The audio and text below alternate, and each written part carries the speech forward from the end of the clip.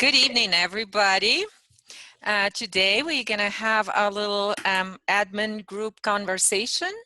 We had a few subjects that are brought up in our group, so we're going to try to have a discussion about all the subjects. So we have a few admins here today. We have Betsy, Linda, Maurice, Ed, and Niels tonight. So we're going to start with a question from Sarah. What on earth is real? And Neil's going to go ahead and answer that question. Yeah, I volunteered for that question because it's one that I've been trying to answer for about 20 years in as many different ways as I can possibly think of. What is real? The one-word answer is experience. Our internal experience is what's real. When we think of experience being outside of ourselves, that's not where we're having an experience. The experience is always internal. What we look at the external is the reflection of that internal experience. So, in the context of healing, any experience we've ever had, whether it's in this life or in any other, if we're not at peace with that experience, if we're not okay with any experience, that experience is going to continue projecting itself into the future. It's going to have a life of its own because we have an emotional charge to that experience. And as long as that persists, that experience is going to continue to be expressed and reflected in our external reality because of our internal experience. Now, that whole idea that time is not just a linear line of causal events that are set in stone, when we begin to realize that experience is what's real, we can go back to any experience we've ever had, whether in this lifetime or a previous one, and we can reinterpret that experience. We are the ones that bring meaning to every experience in our lives. Every detail of every experience we've ever had, we're the ones ourselves who define the meaning and the significance of what we've experienced, down to every minute detail. But we have the option at any time to go back and look at any experience we've had that we find upsetting, unsettling, we're not at peace with, and we can tell ourselves a new story about that experience. And we're the only ones that have to believe that story. If it makes sense to us and it puts us at peace with that former experience, however we can do that, and that's where creativity comes in. Everybody will have a different way of coming to terms with their own experience. However we do that, eventually we can come to peace with it. And if we're the only ones that believe it, that's fine. Nobody else has to believe in how you've healed your experience. And I think I'd like to leave it at that for now. There's a lot more I could say. Do we want to get into the science of the fact that the objective universe doesn't exist? Is that something I should talk about? Or because reality is made up only of experience. It is only subjective. There is no objective out there. That's what happened. And even all our sciences point to that. Einstein gave us that one over 100 years ago with a thought experiment called the relativity of simultaneity. It's a thought experiment, but the bottom line of it is one observer observes one thing happening, a different observer who's in relative motion observes a different thing happening, and there is no objective, well, what really happened. There is only this person's perspective of what happened and this other person's perspective of what happened, and they're exactly equal in their validity. And that was Einstein, like over 100 years ago, telling us that there is no objective universe of what actually happened. I don't know where to go now. I'm just thrilled listening to what you're saying, Niels. My thought is immediately was spirit is what's real, and spirit is within you. Right. Anytime you're focused, you're forced to focus outside of yourself. It's a mirror. It's backwards, and it's devoid of any true reality, because the true reality is the spirit within you, which is what creates all the external. So you need to be able to view the external from a vantage point of being, I guess, what you'd call 0 point within yourself. There's one other thing that I could talk about too. Thanks, Ed. That was great. Thanks. One thing that I wanted to touch on was intent, which is the first law of lore. And intent, we tend to think of it as something that we project outwardly, but that's projecting our intent into the reflection. And you can't pop the zit in the mirror by reaching into the mirror. You got to pop it on your own nose. So intent, we always think of projecting our intent out there because we want to influence the events that are going to happen in the reflection. But our intent is actually to be turned inward. And what do we intend to experience for ourselves? We don't get to define the events that are going to create that experience. We don't get to choose exactly the events that are going to create our experience. But we get to choose the quality of the experience. And that's how intent is best utilized, is turning it in on your own experience and saying, well, what do I want to experience?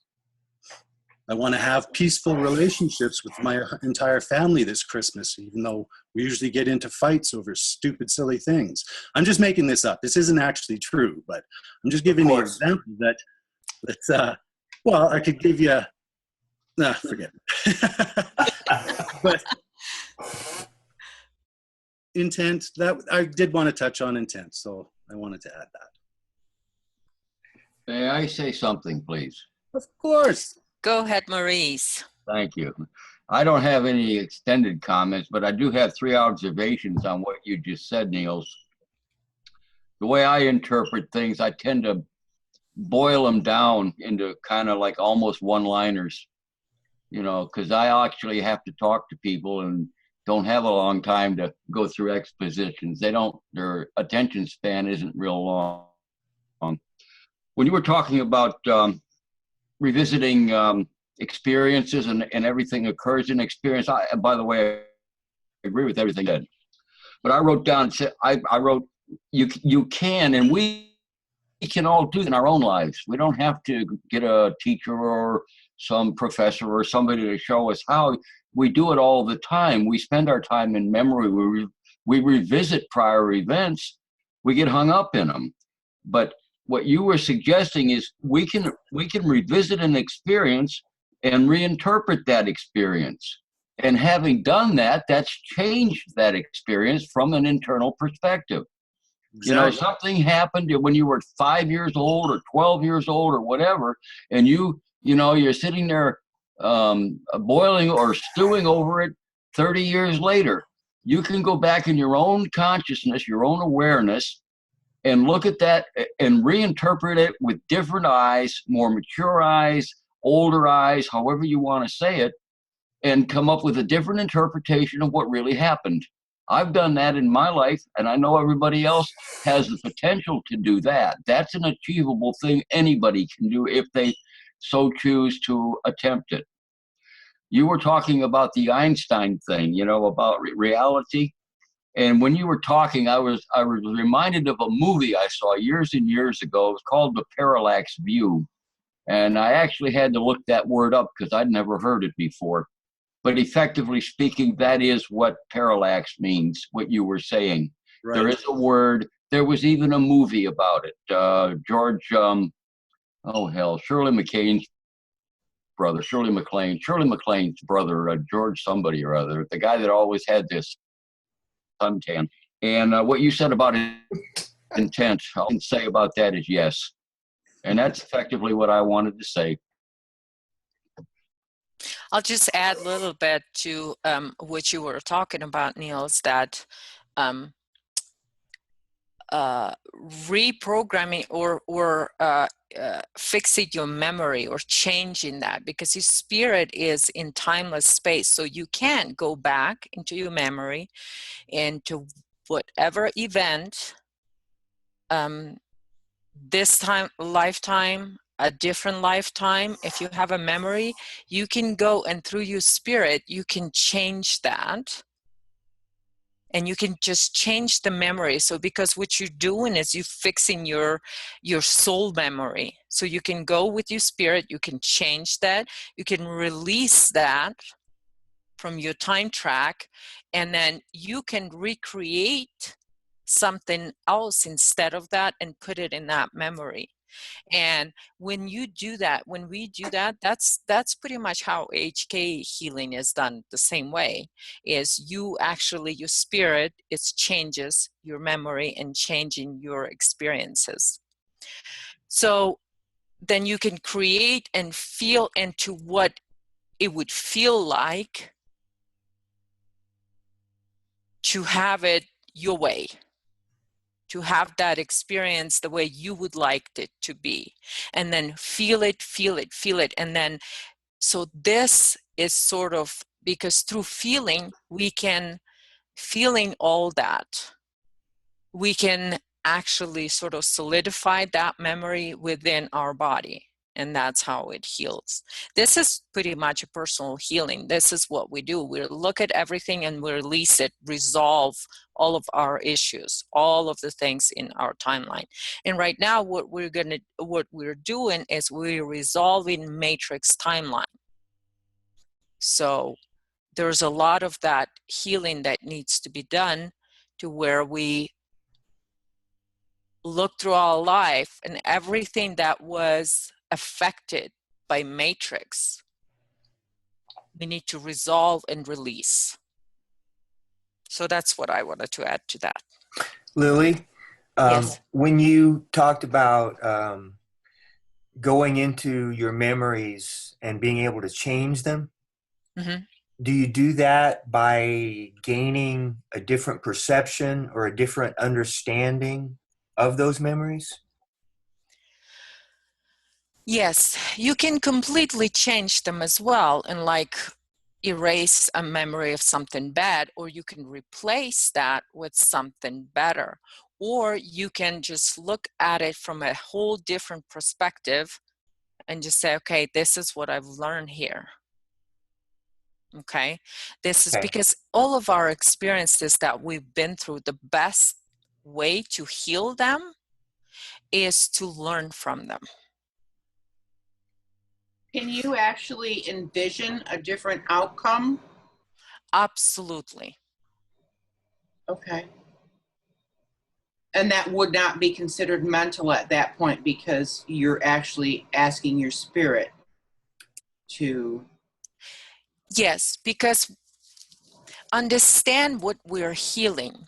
We're healing past life cycles, or Right. past cycles of whatever it was. It could have been, just something happened to you in childhood, and that triggers, a same, let's say, a fear reaction to something. Okay, I can't come up with any example right now, but what you can do is, because you're healing, or you changing the memory, so you can get rid of that static energy in your memory, in your soul memory.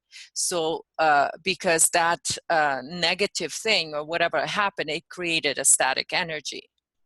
So to get rid of that static energy, you can replace with something that is completely, that will not create that same energy again. And so you can pretty much replace it with anything that feels right to you. And so this way, because it's just like a like a movie of your life that you can change, because it's your memory. So you clear that memory and get rid of all the static energy in the process. And this is what healing process is. It's just layer by layer by layer, all the cycles. We just resolve and clear and get rid of static energy. I really like that word, resolve. resolve, to solve again. Meaning that whatever we did the first time when we experienced it, it didn't sit with us quite right. So it needs to be resolved. We need to find a way to be at peace with whatever experience is not resolved. Exactly. And this is how we can heal the whole matrix cycle, is to resolve it. Yeah. And that's what we're doing, layer by layer. Okay. All right. Individual by individual. Yes. Yes. So, and then on intent, add a little bit more. It was beautiful. You said it beautifully, Niels. You know, that intent is I would say, for people to set their intent, try not to do it visually. Just go into how you want to feel. Yes. And then allow your spirit to give you then the visuals. Okay? But first, we always have to, what I would love to experience, what I would like to, and not how I would like my experience to be, but just allow your spirit to create that experience. But your intent is what you want experience, meaning how you want to feel. Yes, agreed. So the feeling is always first, how you want to feel. Do you want to do you want to experience joy? Do you want to experience love? Do you want to experience this? And then allow your spirit to even give you a visual. We with intent, it's so much of that limitations that we put on our intent. A lot of times we're like, okay, I want this and this and that. It's just not. Spirit doesn't work that way, because spirit is flowy. It creates everything. It manifests lost, but the first thing is what you feel that you want to experience. So that's what I wanted to add about intent. I'm biting my tongue here. Why? Go ahead. Come on, Ed. No, I'm waiting. It's just I'm not sure if I'm going to have anything left to say.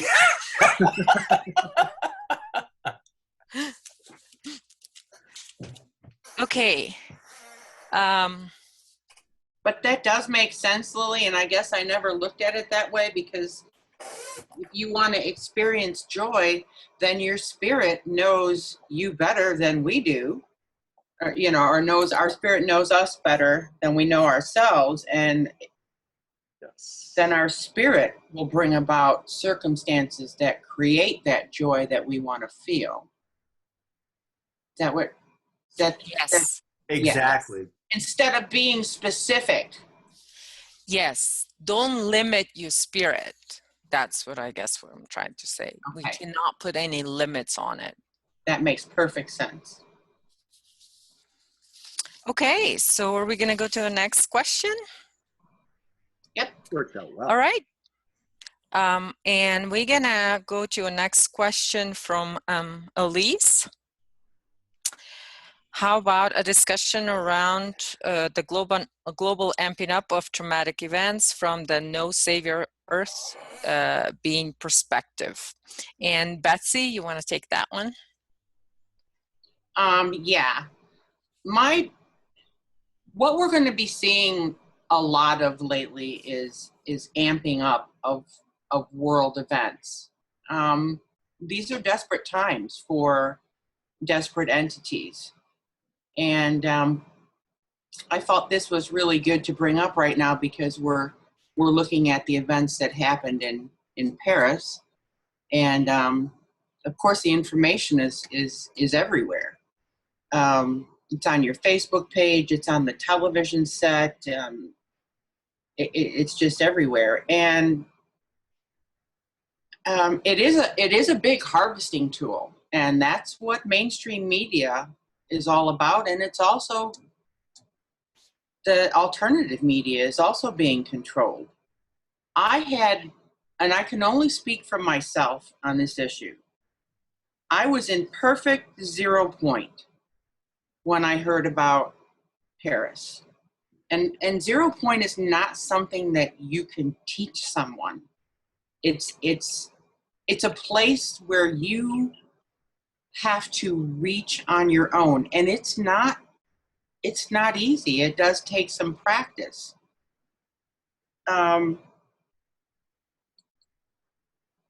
What you read, what you see, everything visual, everything out there is specifically designed to harvest your energy, harvest your emotions, trigger doubt. It happened in Paris. It's going to come to the United States. I've seen it's splattered everywhere. And I don't buy into it. I don't read it. I don't read everything that I see on my Facebook wall.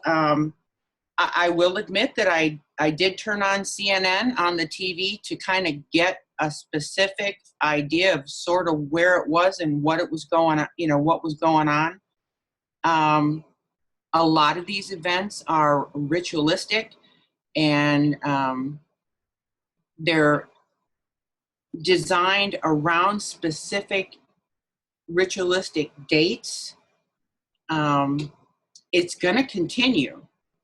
And the only way, I can't even explain how I was at 0 point, but I don't buy into the media. It may sound cruel, but I had no emotion. I had no empathy. That sounds a little harsh. I mean, you always deep down inside wish people well for what's going on in their area.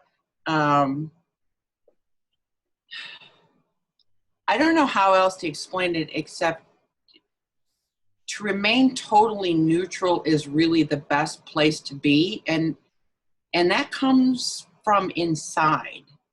That just comes from inside, because that's the only way that you can be, or that we can be effective, is when we take the intent and we take it inside and we heal ourselves.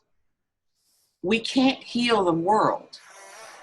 We're not the saviors. And this is where the no savior comes in. We aren't the saviors of humanity. We are the saviors of ourselves. And when we heal internally in ourselves, that healing then flows out into the collective, whether we realize that it's doing so or not. But it is. That's the only way to really heal the collective, is to start within yourself. So I kind of just don't pay it any mind. Some of you may have problems emotionally detaching, and if you do, I would say just go outside and ground. I know it's getting cold outside, hug a tree, take your shoes off if you can, connect with the planet, and ask your spirit to bring you, or to guide you to a 0 point. Because there will be more of these major events that are happening as we progress and we get farther. The more that the matrix starts to crumble, the more events and desperate attempts we're going to see from desperate people and desperate controllers. So we are the anchors, but we're only an anchor to ourselves. And each person that anchors themselves to the planet is a very strong point. And that's where we have to be right now. Does that make sense to everyone? Yeah. Yes. Does anyone want to? I'd like to add one thing. When it comes to all this stuff that we're hearing about on media, how do we even know it's true? When we know that 100% of mainstream media is already controlled, and I've recently heard 80% of alternative media is controlled, I kind of take the position of that if I don't personally experience it, it's not real. And that goes back to what Niels brought up right in the beginning. Exactly. It's objective. Right. Subjective, excuse me. So, is this stuff going on in Paris? I don't know. I'm not there. I don't see it.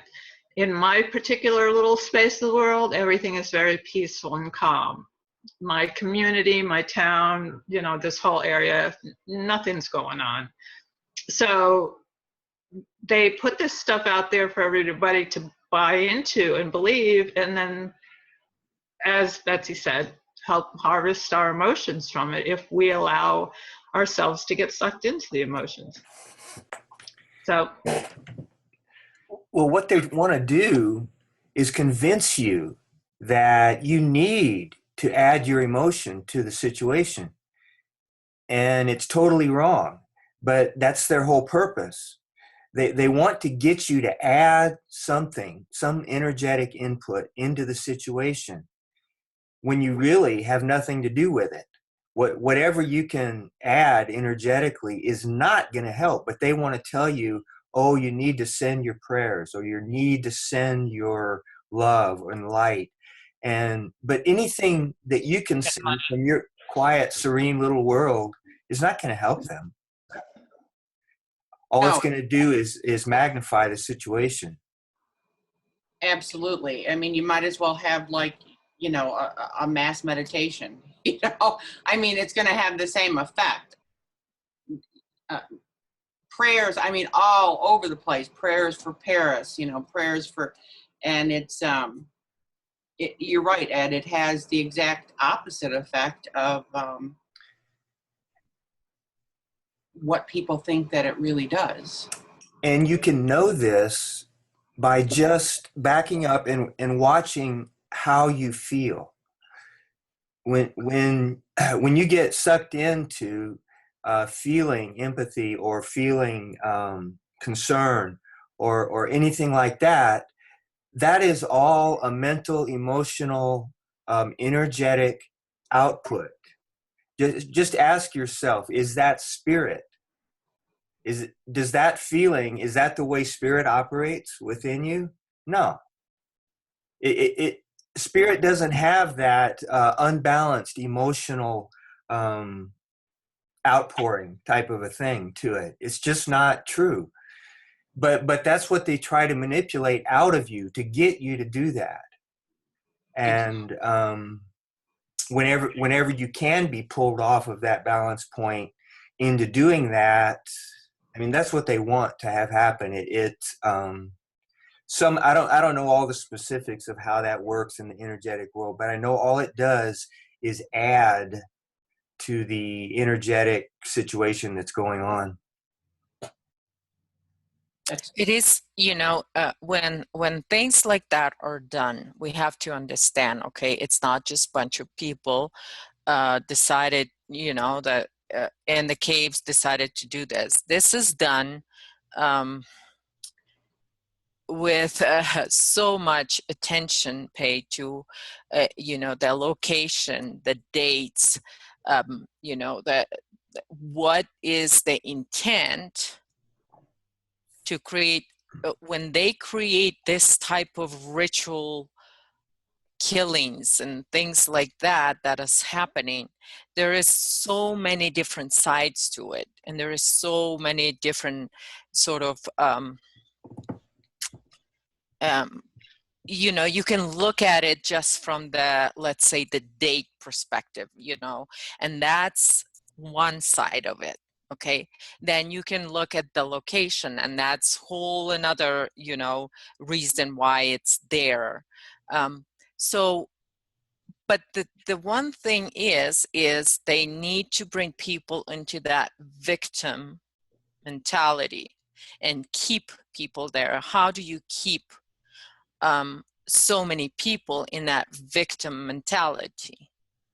Because when you keep a person in that victim mentality, they will never be able to operate through spirit or create through spirit in that victim mentality. They're just, it's impossible, because that is fear only. Fear, fear, fear. And we can't create through fear.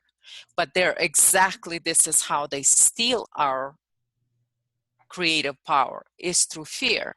So we have to understand, if we buy into that emotionally, then we're completely disconnecting from our spirit reality. We're stepping into reaction mode, and we're stepping into that us versus them, that extreme polarity game and that's exactly where they want humanity to be. Always us versus them. Always, I mean, we have seen this, that divide and conquer game is being the most successful for the control system. And this is exactly what they're trying to do. We see this so much. I mean, in last couple of even weeks, I see this so much of this in alternative media with people that are supposedly all working together to help humanity to empower ourselves, to become who we are, to create collectively. What had happened, it's like, divide and conquer, division, and all this little fights and everything, and everybody's against each other, because One thing they need to keep us there. That's how they control us. When we are in that space where we hear and we're going to fight something over there, and usually it's just another human being or another group of human beings. It's always for, all of this is created so we humans can fight each other. Because when we're fighting each other, they can go and have, a drink on the beach and not worry about anything because they've got it. Once we keep on fighting each other, that's it. We're controlled. Something else also, and I've seen it in the world I travel. Fear is what that has a connotation of withdrawal and protection and building borders and all of that. But there's another thing going on in the world, and it's manifesting as anger or manifestations of anger. Pretty much you hear some extreme language aimed at especially the extremist Muslims. And it expands out to all Muslims, which we all know is ridiculous, but they do it anyway. But what I want to point out about that is anger is an outward, to me anyway, it's an outward manifestation of a fear that's internal.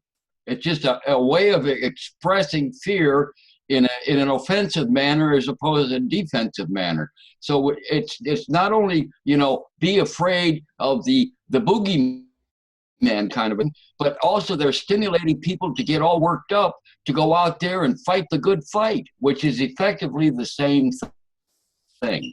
And one other little point, and then I'll let Ed take off because he's doing good too.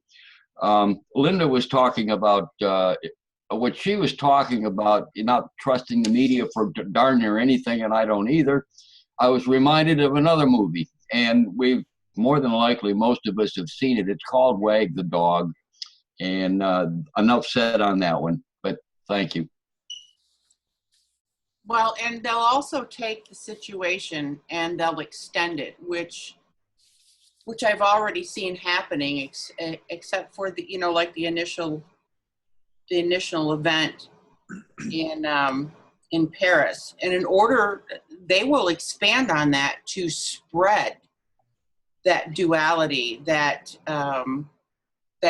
division.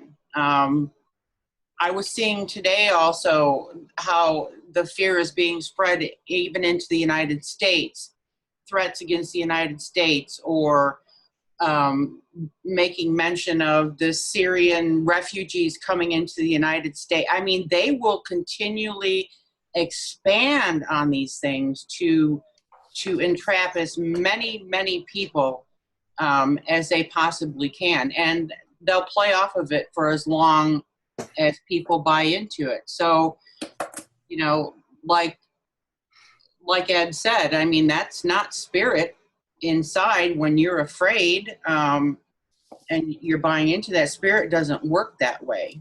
So you've got to find that 0 point and realize it for what it really is. Can I add one little thing? Yep, just one little one now. Okay. Those who orchestrate these types of events, and including the media reporting on them, the whole kit and caboodle, what they're trying to do, in terms of what we were talking about before, is they're trying to project their intent into our internal reality. Their intent is to create chaos and fear. They're trying desperately to project that into our internal reality so that our spirit then has no choice but to reflect that chaos and fear that we are experiencing internally. If we accept it, then our spirit has to then project that outwardly, and the whole thing snowballs, mushrooms, and just that's what they're hoping to do. And it's up to us to not allow them to project their intent into our internal reality. We have full control all the time of our internal reality. We do, and we have to accept that. Absolutely agree with you, Niels. Absolutely agree, because it is all about projection. Because all they do is project, because we are the ones who creators. And so when we accept that projection, then we create what they want. So they project that on us, and then if we accept it as our reality, then meaning giving in into fear and all of that stuff, then we will create this. And we got to remember, for them to create order out of chaos, it's got to be chaos. So first they have to create chaos, or it's not even they have to create it. They do all these things to create an environment for chaos, but it is still us that need to choose if we're going to act on it or not. Are we going to go into chaos or not? We still can choose to do that, to accept that projected intent, or not to accept it. And what we're saying, I guess, here is that when you're in your spirit, you'll know not to ever accept any projection. And this is just one of those projections.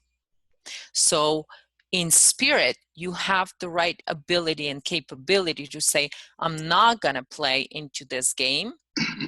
So I'm not going to go into chaos. I'm not going to go into fear. I'm going to be at 0 point. Exactly. I think it's And if worth. they can, and if every person on the planet chooses not to go into that chaos, into fear, then they cannot create their one world order, because for that to happen, we have to be as humanity in chaos. And if we choose not to be in chaos, no matter what they project on us, then they have no power to create what they want. I had this realization, and I think it's worth mentioning, is that the ones who are trying to, is my mic on? Yeah. That are trying to orchestrate this and impose their intent on us, Niels, they are not emotional. They are not off balance. They have an intent that is centered and focused, and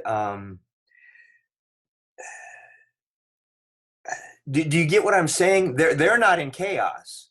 No, I totally agree with that. Yes. They're not the ones that are all adding their energy. They're totally balanced. They know what they want to do. They're passing all of this chaos and emotion on to the ones they need to help them create this. Exactly. Exactly. Yes. Because the people that are on top of this, we have to understand they might be in human bodies, but it's not a human spirit that is in control of that body. Most of them are fully taken over, so it means they're a psychopath. Okay, that's what it is. And so they cannot experience, compassion like we humans can experience compassion. So they're at 0 point. You know, they're just, they have their intent and they go for it, and nothing can sort of stop them. The only thing that could stop is that if we don't react in the way they expect us to react and the reaction that they want to get. If we just say access denied, and then they can't have an outcome, because their outcome depends on us, humanity, reacting in the way they want us to react. And creating the chaos. Exactly. Okay, anybody else wants to add on this subject? No? I'm good. Okay. We'll go to next, which is Linda. That one. Yeah, I was going to kind of touch on Adele's question about how can we tell the difference between spirit and an astral entity. And I focused in on that one because I have a lot of experience with that one, unfortunately. And interesting, listening to you guys, I kind of guessed that I set myself up for this at an early age, and created it. When I was in my teens, I discovered that I had highly empathic and psychic abilities, so I pursued it. And I was very successful for years. Anything I wanted to try, I succeeded at. I could do soul travel, animal communication, remote viewing, telepathy, clairvoyance. I had all the clair skills. And this isn't bragging, believe me. I'm not happy about it now in hindsight. When early 2013, my spirit finally got through to me. And how can you tell the difference between your spirit and an entity? Entities don't invade our consciousness and give us all sorts of information like this. Spirit kind of comes through as a very soft inner nudge or knowing. For me, it comes from my center, almost like my gut, like an intuitive feeling. And there's always harmony involved in that. Spirit is always acts, in my world, in the highest good of all. Everything is harmonious. There's no harm involved. Where the things, when you get these booming voices that are typically astral entities, you really don't know the outcome of the information that you're getting, which is kind of in line with channeling. All these people that are out there channeling, who knows what kind of entities are feeding them information. From my experience with these type of things, they're very much like the typical disinformation agents we deal with in our everyday lives with the media. They'll feed you 80-85% of truth, and then 15-20% lies. And because you get so much truth, or something actually manifests by the information you got, you actually believe the lies too. And therein lies the hook. So when I became aware of this, I put a stop to it. I stood in my power. I made declarations that I would only receive information from my spirit, and everything just turned off. Pretty much everything. I don't hear voices anymore. I don't have any special skills anymore, but I still hear that. I don't know how to even describe it. This gentle voice of spirit comes through. And since I had set my intent on healing traumas, what's happening is these things are coming up for me to heal. And sometimes it's not pleasant. For me, an old wound will come up and there could be some really heavy-duty emotions attached to it. And what I do is just sit with the emotions and let them have their say, because there's a message behind these wounds. And it could come down to what Niels brought up earlier, is going in, I call it reframing a prior experience so that it has a different outcome to change the memory. Mm-hmm. But it's kind of hard for me to tell anybody the difference between spirit and an astral entity. It's just that I've experienced it, so I know in my heart, soul, spirit, life, whatever you want to call it, the difference. And I can spot them a mile away now. And standing in our own power is really important. Denying access is very important. Making agreements with our minds that we will only allow spirit to reach us is very important. Asking to be cleared of any traumas and agreements that we may have made has become very important to me. And that's pretty much all that I can say on that, other than I would say beware of channelers. If you're not getting this information directly from your own spirit, it's not to be trusted. Anybody else? For me, when I hear the voice of spirit, there's always an accompanying feeling of excitement, I guess is the best word. That whatever spirit has to tell me, it's gonna excite me. It's gonna get me going. It's not gonna be, and it's gonna be immediately relevant to whatever I'm experiencing in my life. Spirit isn't gonna tell me about a whole bunch of things that are way out there and have nothing to do with my immediate life right now. Spirit's not interested in telling me about that kind of stuff. Exactly. It's going to be stuff that's absolutely relevant to the moment that I'm having right now. Spirit's going to speak to that. And what Spirit has to say is going to make me feel happy and excited and wanting to express whatever Spirit just told me. It's going to be an inspiration. That's where the word inspiration comes from, inspirited, right? Yes. That's what I had to add. And it's not going to come to you in such a way that you revere the information or the source of the information. You won't be tempted to think that this is so wise or this is so great. It will just be a natural knowing. I mean, it won't be, you're not going to be prompted to think that this voice is, this is my master. This is the one I should listen to and follow from now on.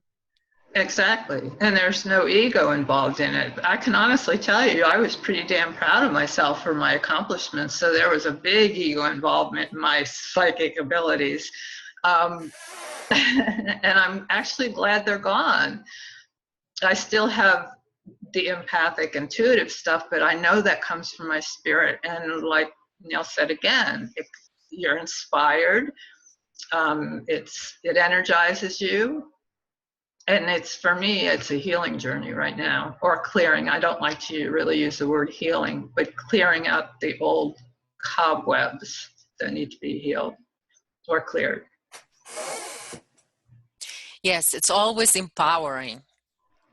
Very the spirit much. will always be self-empowering. It will be empowering to you. It will never make you feel as though you're not good enough or something's wrong with you or you have done something wrong. It's just, it will be that, like Neil said, it'll be that excitement about you, that you are in this space, that you are getting that understandings, that you are getting that knowing, that it's just, it's very empowering to you.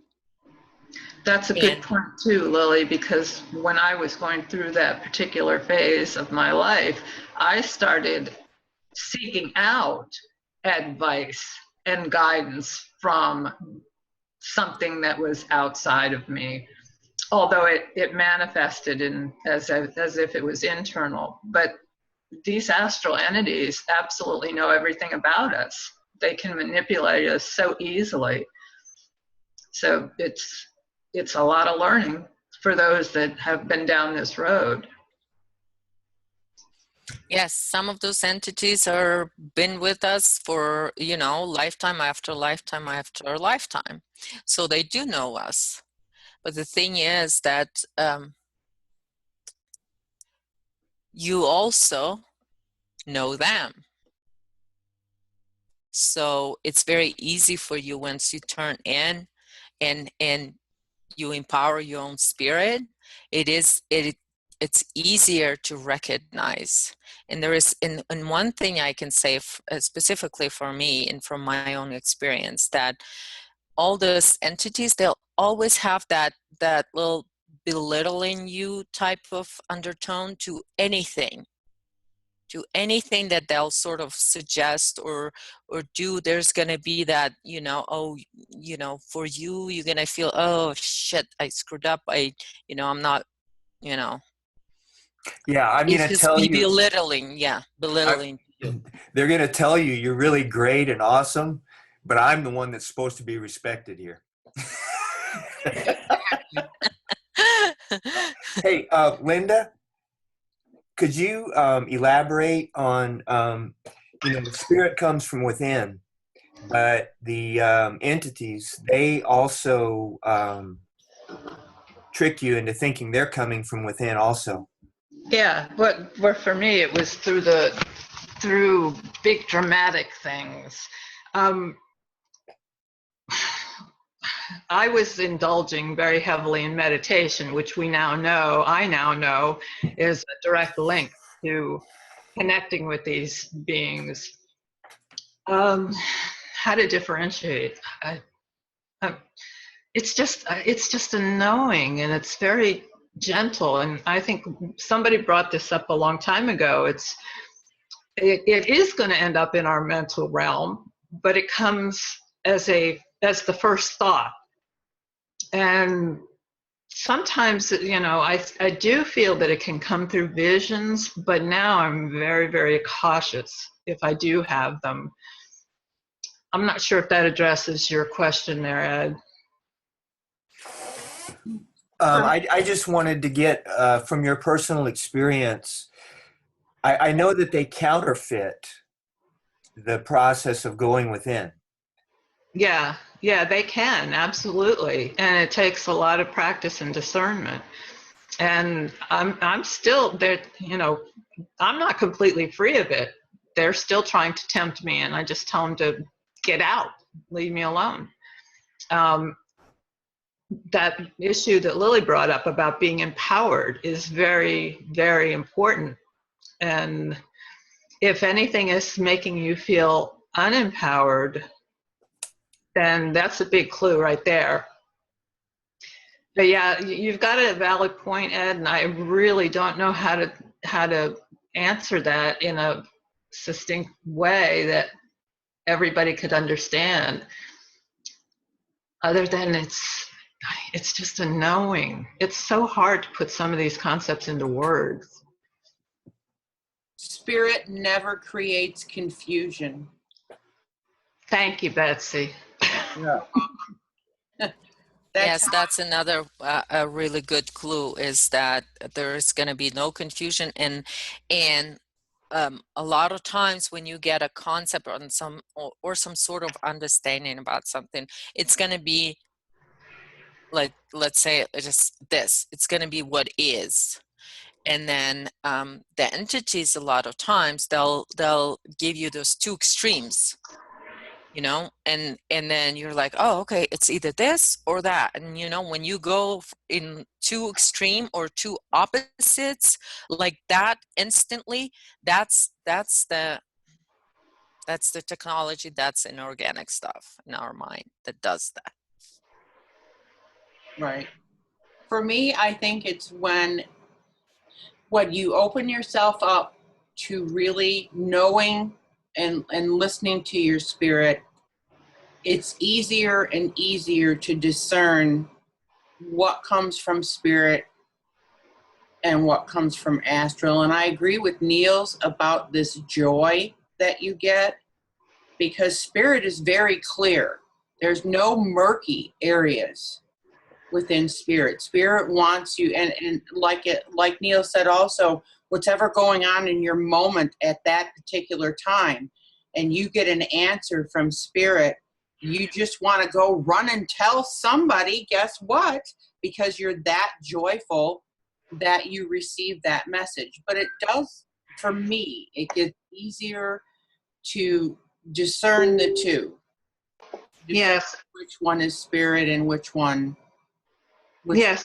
For me too, it comes through as a very clear awareness with no questions. Like in the moment, you're totally in the moment and pure awareness. Exactly. Okay.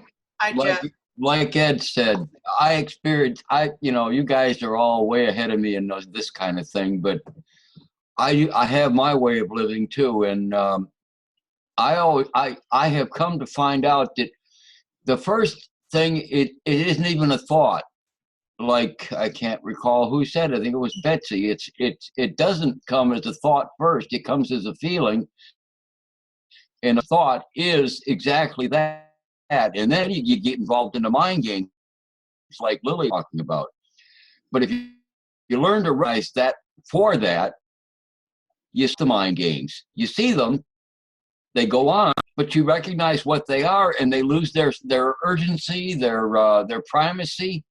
They become off. They fade. I can play mental games all day long, but I don't do it so much anymore. Things happen in the moment, so I just spend my time in the moment most of the time. And I find that no matter what happens, I'm capable of responding. And it's just, I love it. It's great. I just wanted to pass it, from kind of the dummy's point of view over here. Oh, Maury. No. All right. Do we want to add a little bit more to that subject, or are we sort of covered it? It is a very extensive subject, and I think that we've been talking about this subject before. When we talk about what HK healing is and all of that stuff, it's all about entities and how all of that stuff. So we had a few conversations before. Let's just leave it at that for now, and let's move forward. And then we can always come back because we do still have a lot of questions. Okay, so I guess we're gonna move forward, and we're gonna go. We got quite a few questions from quite a few people. Christine from Hudson and few others are asking about manifesting. How do we manifest through spirit? So I'm gonna go ahead and give you Ed. Ed will go ahead and expand on this subject. I am here. Engage. I feel like I'm going to reiterate quite a bit because the way Neil started us off and Lily and so many points that were made, I'm going to reiterate some things, but that's okay. And I was also going to start out by saying I want everybody to understand these are just my thoughts. And my purpose in sharing them was to get them out there so that they could trigger others, and to not just accept them, so much as being the gospel or truth or anything like that, but to trigger you in your own understanding. However, I'm not going to say that. I backed off on that because so many people have just amazingly shared the same recognition of things that I was having about manifestation when we talked about it being, internal and feelings and stuff like that. Just the fact that it's come from so many different sources, just this evening, has really been confirming for me in some of the things that I thought about. But I think the biggest thing I wanted to communicate, it seems like everything revolves around the fact that manifesting so many of the questions were about, we want to manifest our reality, or we want to manifest this, or create that. And how do we do that? The biggest thing we have to realize, I think, is that manifestation comes from spirit. And spirit is absolutely not a mental thing. No matter how much you try to do something mentally, it's not going to manifest. Spirit operates on a whole different level. Spirit is just not a mental thing. So that's why visualizations and trying to force your will out there, they're all mental. You're trying to accomplish things using the wrong tool. You have to learn how to access your spirit. And I think it's worth noting that we have been manipulated. Our mental processes have been magnified so much. We think that mentally is the only way to do things. We've been conditioned, we've been manipulated, we've been programmed. We think everything operates on the mental level, and it doesn't. In fact, creation and spirit don't operate on the mental level. And I think we've been totally we may have been, Lily may know more about this than I do, but we may have literally been manipulated to cut us off from our spirit, such that our minds don't even know how to operate in the proper manner.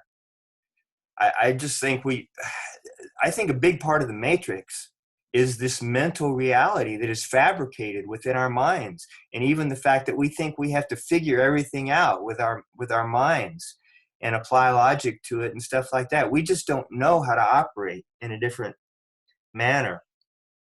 But anyway, manifesting, it happens because you access your spirit. I wrote down, you can't try to create something. You're always creating. It's because it's who you are. And so if you want to, you can't just say, okay, well, I'm going to try to create this. You're already creating something. So this is why it's so important, like we've emphasized in Earth Soul Group, look at what it is that you're doing mentally, because that's what's affecting you. That's what's creating the conditions in you that are creating the manifesting that's happening within you. We need to totally unlearn our minds, the way that we think, the programs, the way we think, our perception of things, the decisions we make, how we're forced into. The biggest thing I've come across is, as you go through your day, watch how your thoughts make you feel. Lily touched on this. It has to be at the feeling level. You just have to watch what your thoughts, how they're making you feel. Because spirit won't make you feel anxious. It won't make you feel angry. It won't make you feel in a hurry. It won't make you feel inferior. All those things that cause us energetic loss in our lives, spirit won't make you feel like that.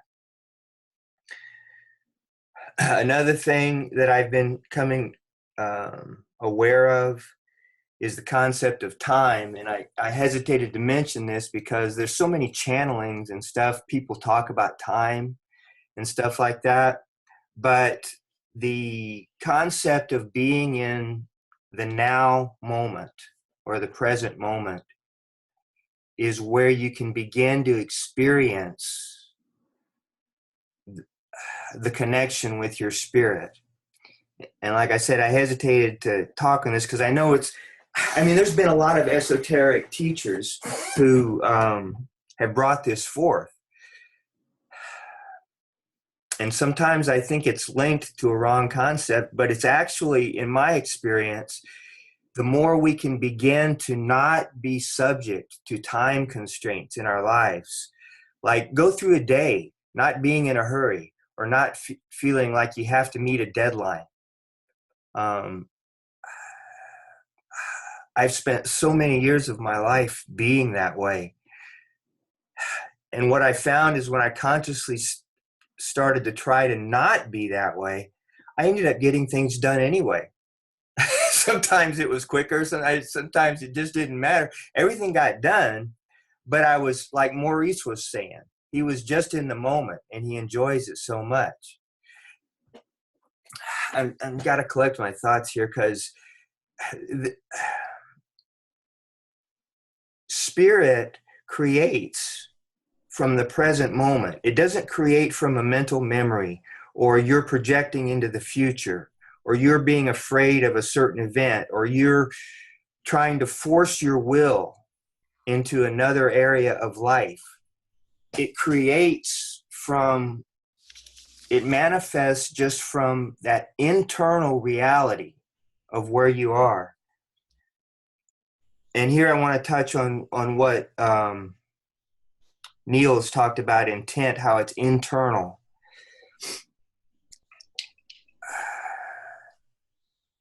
It doesn't operate as like a clear-cut description or picture. We can't have all of these outward images or all these things. Like, we can't be against something. Manifesting never happens when you're against something. Like, you can't say, I don't want this to happen, or you can't even be visualizing that you're fighting against something happening. No, it happens on a level of a pure recognition of the essence of what you want to see happen. Maybe not even a detailed circumstance. Like Lily said, you can't give too many details about it. You can't get too, you can't give too many restrictions to spirit. You just have to give it what you feel you need.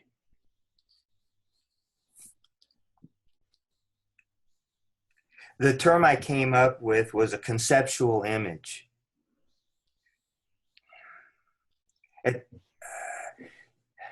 You want all these things. And sometimes you don't want all these things. But inside of you, there's a concept where your needs and your wants, they may not be equal, but they're parallel. Betsy said, spirit knows better than you do. And sometimes you just have to relinquish all of these conditions that you put on it and just say, okay, this is what this is how I want to feel. This is how I want to function in life, and just let it go at that. And quit trying to impose the conditions, the colors, the finances, all that stuff is irrelevant to you actually getting what you want to manifest. Because even if you might ask for all these details, but then you get up, let's say you got all the details, but you still did not have the power that you wanted to have.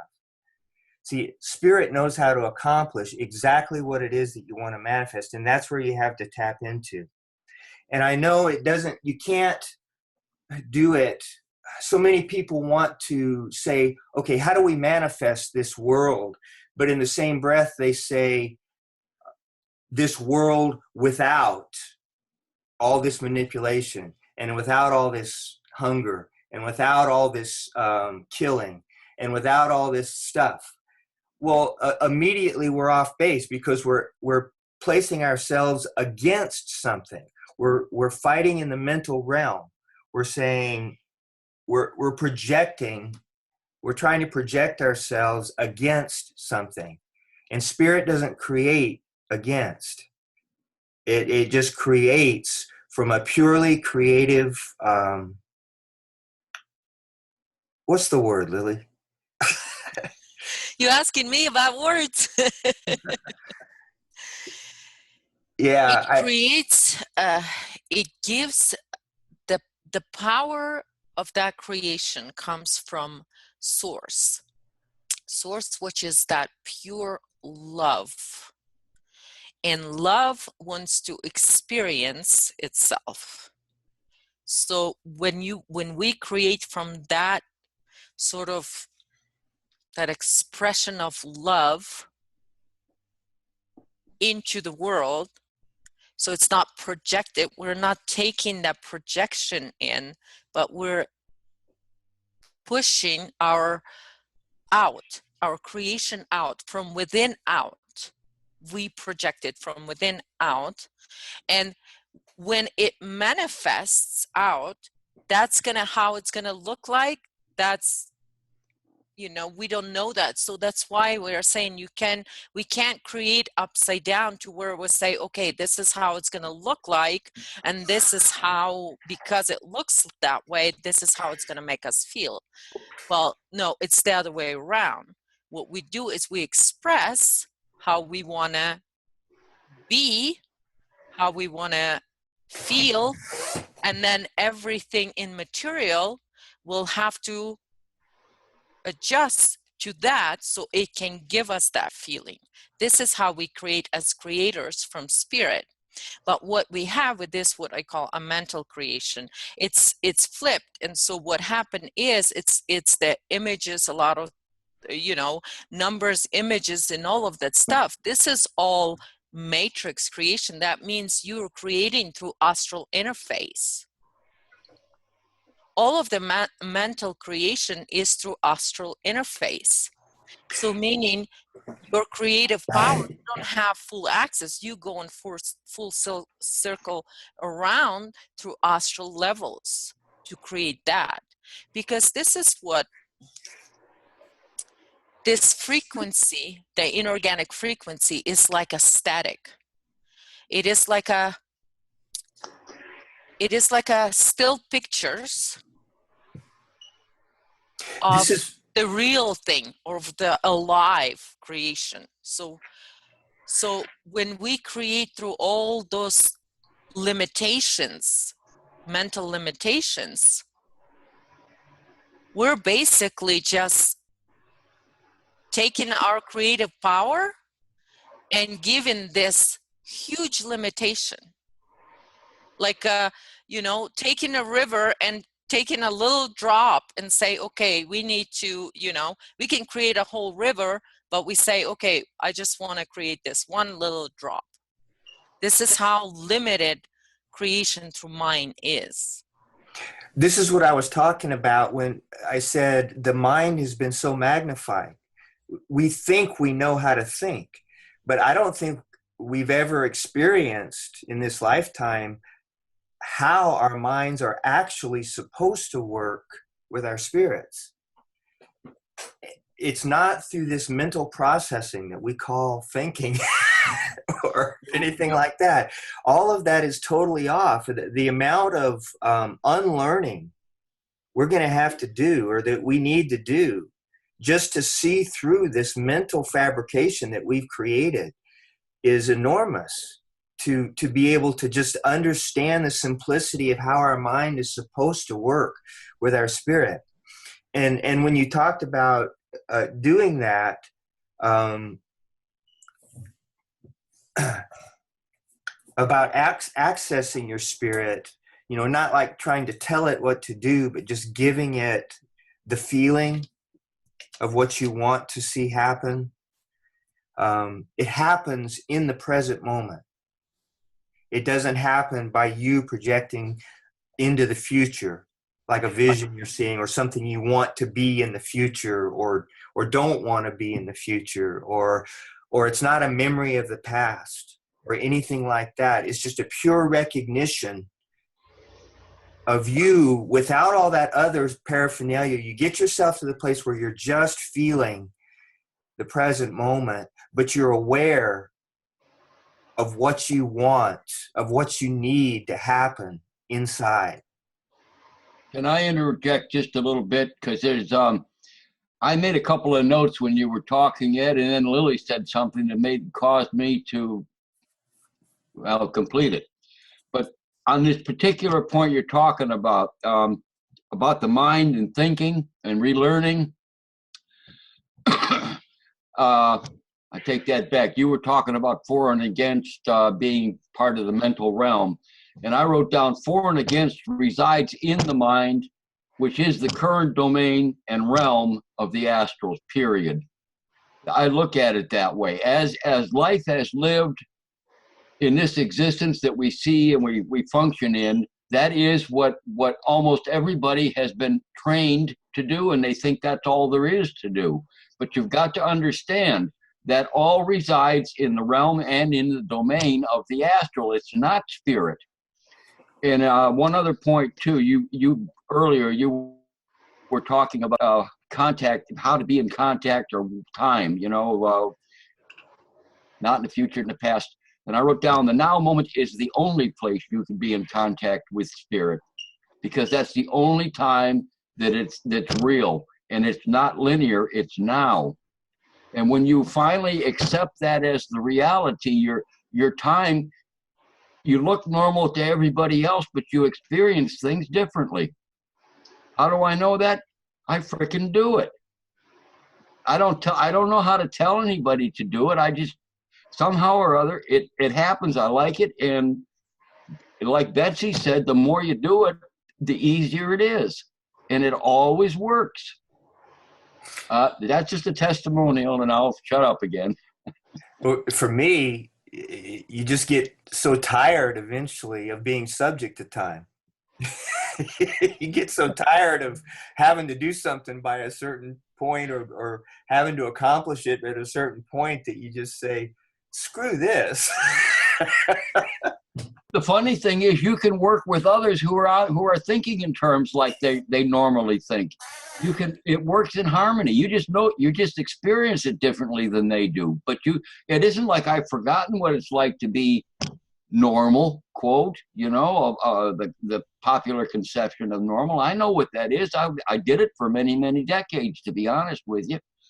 But I somehow managed to get into this other aspect, and I can live in both worlds at the same time. And it works so much easier, at least internally with me. And when things happen around me, I deal with them differently than everybody else, it seems like. I don't lose my cool. I just don't.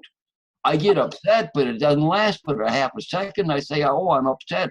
I know what to do about that. Not be upset. And I actually, somehow or other, it comes to me how not to be upset. It comes to me. It isn't that I figure out or I'm so damn smart. I got all the procedures down pat. It's not that. But what I need to have in the moment, I have, and I trust it, and it seems to work. And I like it, so I keep going with it. Anyway, I shut up again. I wanted to interject a little. Our spirits know better what is best for us than any mental concept we could have. And what I've done is turned over my life to spirit. And it does come through. And there's still a little struggle going on there, but it does come through with just being in the moment and getting an inspiration to do something. It could be something as simple as going to the grocery store, but it's trusting spirit. And what Ed brought up early, there's a really good analogy I read a long time ago about when we put our lives in our spirit's hands. It's like getting on a bus and allowing the bus driver to take us to the destination, but then we decide, no, this isn't the right way to go, and we want to go grab the steering wheel and tell it to go this way and that way. So when spirit is working through us to bring us what we need, we really can't put any limitations on how that appears in our lives.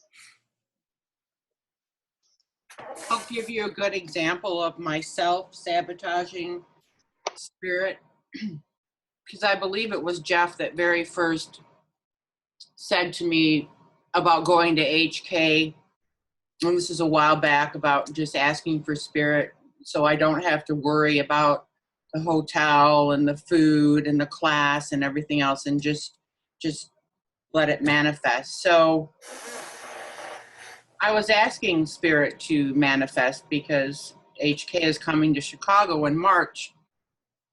And yet at the same time, my sabotage was, okay, I asked my spirit to manifest this for me, so I have now until March for spirit to tell me how to get the money. Do I go ask my brother? Do you see the sabotage right there is by mentally trying to figure out it's myself how to get it done when my spirit is saying, I don't think so, you know. So I was sabotaging the whole process.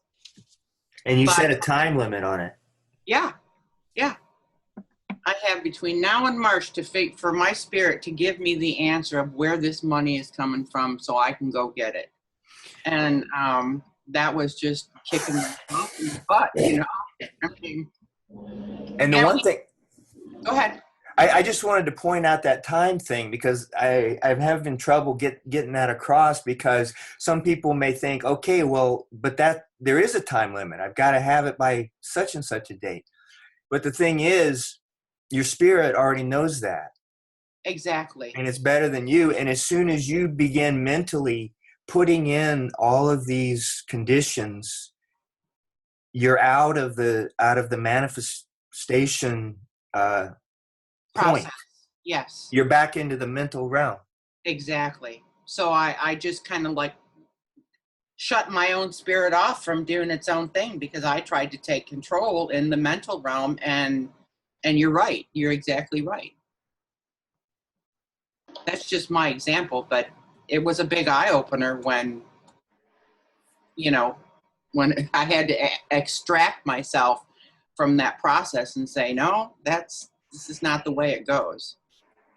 But it shows how easily people can fall into that by interfering with their own spirit manifestation. Oh, absolutely. We just have no concept. We have never been in this lifetime. We've just never been experienced what it means to create by our spirit. We've been totally conditioned that we are to operate via our mental processes. Absolutely. And I think it's not just this lifetime. It's been quite a few lifetimes, I would assume. We are so out of practice how to create for ourselves because our imagination and creation have been stolen from us.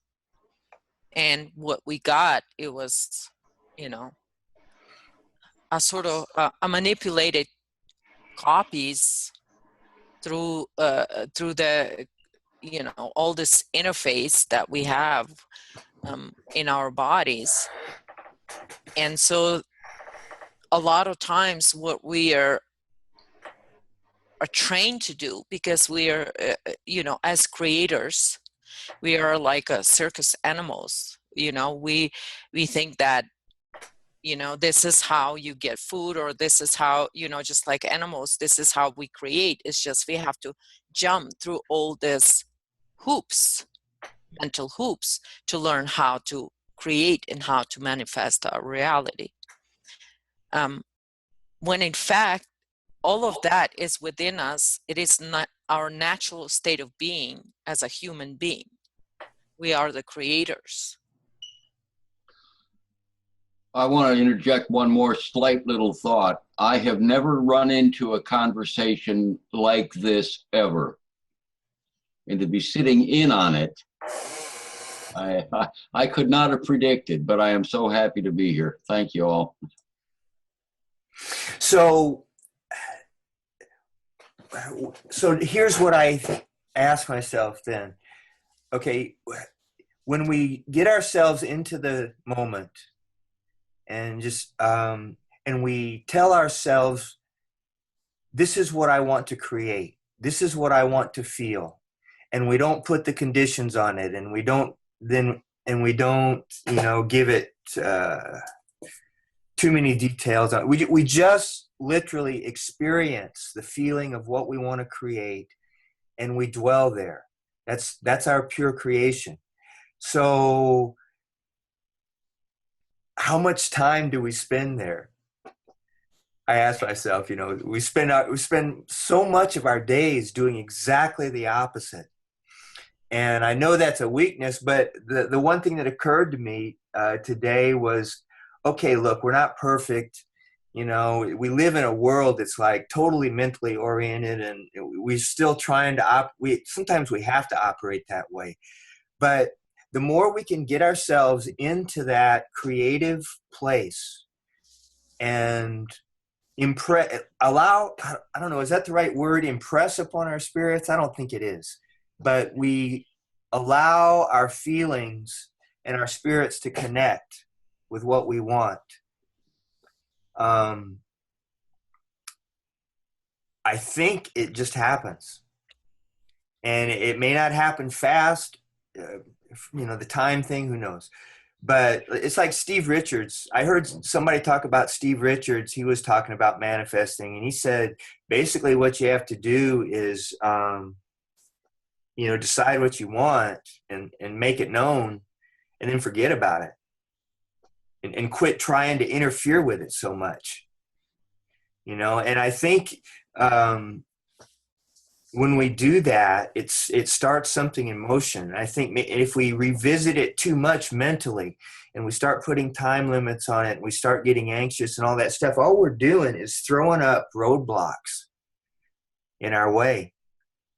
And the best thing we can do is to get out of all that mental manipulation and mental, what's the word that we use? The mental gymnastics that happens.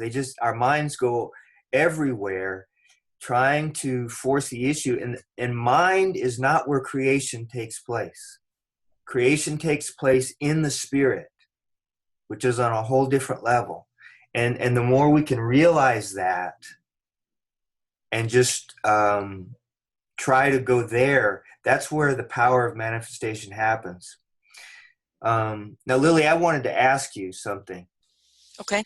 One of the things, I know a lot of these concepts have been taught by esotericists, for the last several generations, at least some of them, about manifesting and stuff like that. And some of them are by experience, and some of them are by, I think, great insight and stuff like that. Because I know I've read some of these concepts that I'm starting to understand now, long time ago, in different searchings and books that I read and stuff like that.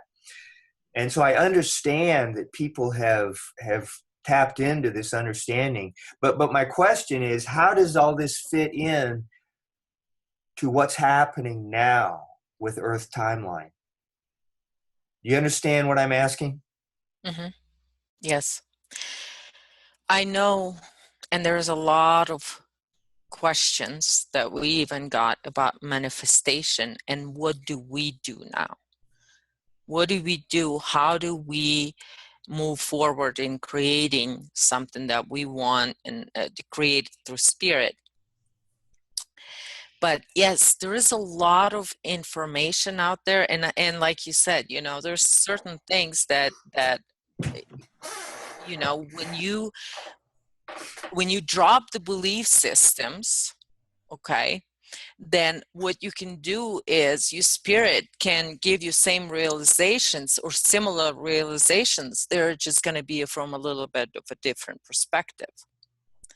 Like the other time we talk about the enlightenment, what it is, and when you only know the religious perspective, what it is, that it is a mental a process, through religion, then, but yet at the same time, when we go through spirit, do our healing work, then we understood, okay, this is what enlightenment, it's living light creation, it's being in that now moment at all times.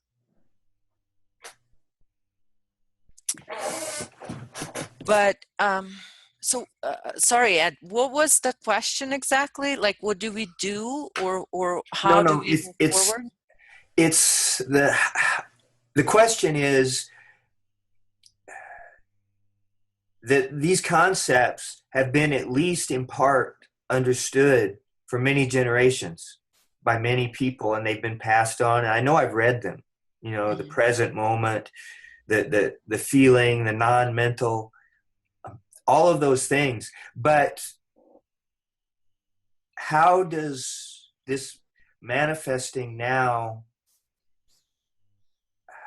fit in with what is there? You know, you've told us that right now Earth is now on her own timeline. We're in a different circumstance than we've been in for what, 200,000 years? I don't know. Long time. Okay. Okay, I think I understand what you're asking. What's so different about this time? You know, what's different about it? How is the manifesting being influenced, or our ability to manifest being influenced? Well, Being on this new timeline. This is why, you know, we needed all that self-healing. This is why I've been for like last year nonstop, is to release, resolve, all that, so we can, because the creator within is underneath all of these layers of interference and all of that stuff. So we need to free the creator within. We need to regain and take back our original imagination. But what we can do, the more we heal, the more we trust our spirit to express. And look at your life, even in, you know, let's say last few months, and just small things, because I know you've manifested in your life, even the feeling or state of being that you did intend through your spirit, here or there, you know, and you have created this understanding about already for you personally, for each of us personally. Once we do that healing, we're gonna free our inner creator a little bit more and more and more. And when you do, what is happening is all of this inorganic creation or the astral creation, it'll just be slowly pushed out by us expressing through spirit. And I know that we're on Earth's timeline and it doesn't look much different, but individually it does.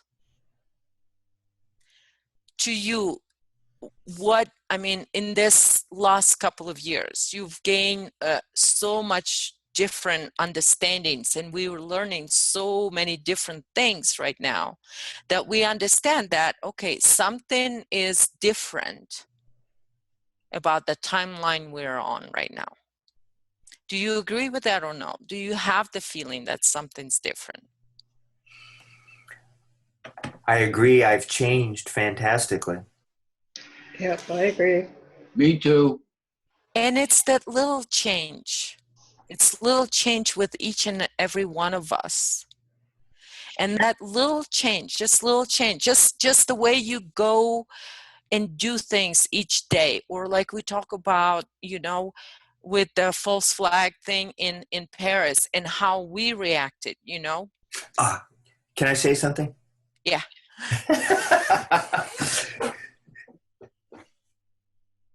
Yes, things have changed internally.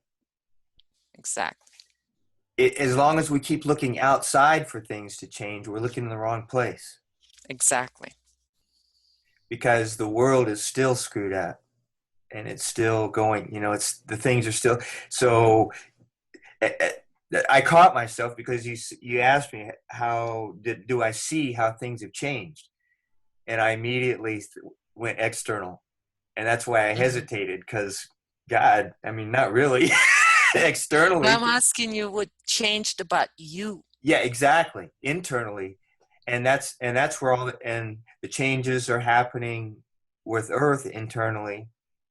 You said something the other day that, to me, I think it was on another of our Skype calls or something. It just really hit home to me because it was the same thing about noticing my stability has increased. And you said you and the earth are linked. You know, so what you're experiencing is what's happening with the earth as well, internally. Yes. Yes, because, and you know, and a lot of people are predicting all these changes and everything. And we even talk about how, you know, things are that, and events and things that are projected at us, or they're actually copies of things that are already happening with us, happening with the planet. We talk about the wave. You know, waves already happen. It is coming from the planet because how the energy is getting exchanged, you know, the core of the galaxy, you know, and then it goes to our solar system through the sun, and then sun exchanges with energy that's coming through it with all the bodies that are within the solar system. So Earth and sun are exchanging that energy. So even if some people say, well, it's a cosmic wave, well, that cosmic wave can only come through the planetary core and then through the core of us. So we got awakened, and we're in this time having this you know, understandings and birthing this new well, which is not new, but the knowing that we talk about, that knowing that sometimes you get and things make sense and all of that stuff. It is all because we have changed. Things have changed with the way our planet is communicating with us. So we get everything through within, because everything is within. Everything. So if we talk about a person, everything is within. If we talk about the planet, and the planet that's going to make changes, it's going to make changes from within. So we got awakened to a new Earth timeline from within. And okay, can I say something while I'm thinking about it? And Yes. then, so all of these changes within, and earth changes within, this is a creation process. Yes. And what it will do, it's not going to fix all the problems in the world. It's going to create something new, and this creation is somehow going to transmute all of this stuff. It's just, it's not going to be against it. It's not going to overcome it. It's not going to throw it down, or somehow this new creation is just going to the only word I'd come up with is transmute it all somehow. Yes, because we transmute it through resolving it. Yeah. And that's why I say, you know, we reveal, we look at it for what it is and say, this is what it is. And that's, as a collective humanity, or, you know, that's, we're going to create, we understand what it is. We take responsibility for our creation. And then, but moving forward, we're going to create something different. And then whatever we want to create, that's what we create. So what we have is, we have to neutralize this, you know, matrix, this energy that we have. We have to destroy the matrix. We need to, you know, reveal it. Yes. So it brings all of this, you know, so we can see clearly for what it is. And it's same for us on our personal level. Yeah. And the reason why I'm bringing this back to a personal level, even though we're talking about Earth, but for the personal level, it's the same thing, but the planetary level, you know, it's just little change. And then on the planetary level, you know, there's going to be layers and layers and layers of that transmutation that needs to happen. But before you can transmute, you can't really, you have to understand what you're working with, what it is, for what it is.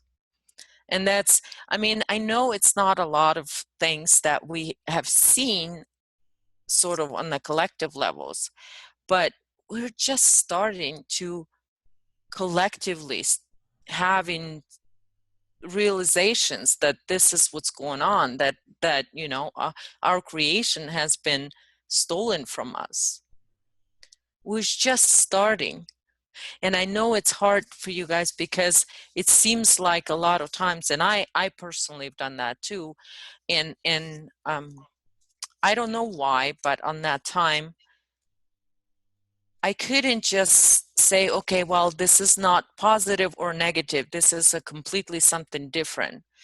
But sometimes I came and talk like from a being very negative about certain, so like against it, like, you know, I've talked about this in my videos and stuff like that, like my energy was, you know, bumping against all of that. But the reason for that is because of the denial.